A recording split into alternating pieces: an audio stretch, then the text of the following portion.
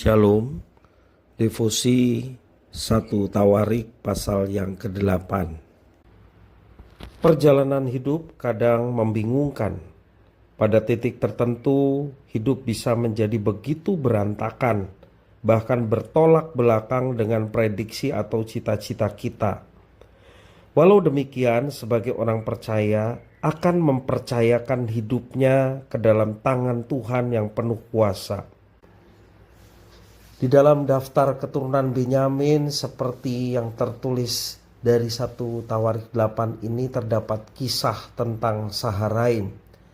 Ia melakukan poligami, mendapat 2 anak, menceraikan istri-istrinya, lalu menikah lagi dan mendapat 7 anak di tanah Moab yang kelak menjadi kepala puak dalam suku Benyamin.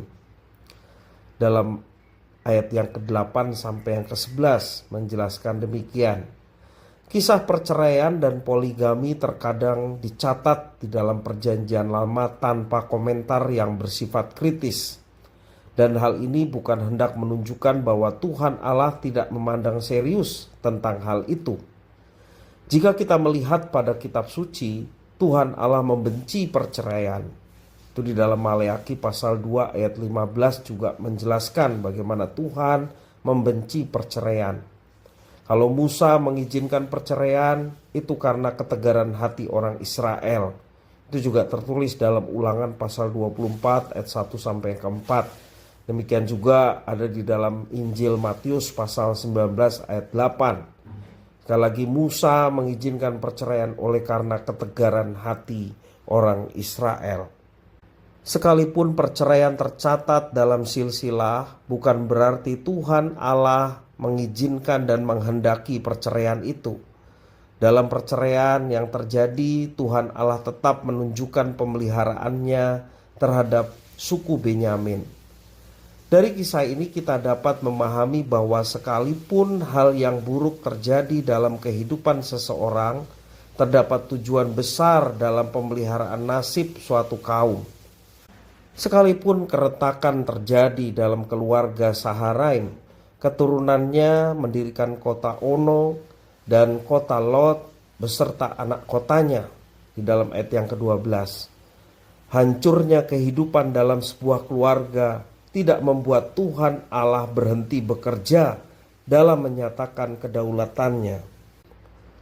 Seringkali dalam kehidupan yang kita jalani, ketika terjadi tragedi, kita berputus asa dan kehilangan pengharapan. Jika kita melihat kisah Saharaim dari suku Benyamin ini, kita dapat melihat bahwa Tuhan Allah berdaulat sepenuhnya dalam jalannya sejarah kehidupan manusia. Tidak ada seorang pun yang mengetahui masa depan, termasuk kita orang percaya. Kita tidak tahu masa depan yang akan terjadi.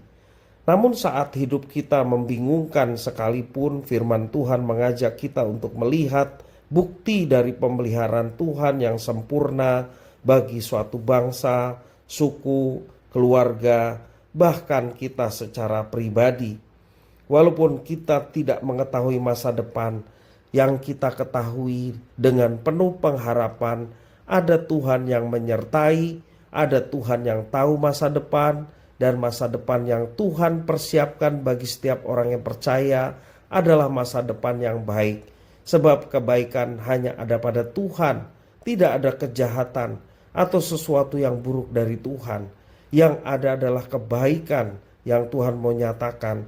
Karena itu, supaya kita bisa melihat kebaikan Tuhan, kita tetap bersandar dan mengikuti segala rencana dan kehendak-Nya dalam setiap kehidupan kita. Segala kesalahan, segala dosa yang kita perbuat, dan ketika kita menyadarinya, sesegera mungkin kita datang kepada Tuhan memohon pengampunan dan pertobatan boleh terjadi, sehingga kita tidak melakukannya lagi dan kembali kepada jalan dan rencana Tuhan, sehingga kita boleh melihat kebaikan Tuhan yang disediakan bagi setiap orang-orang yang mengasihinya. Tuhan Yesus memberkati.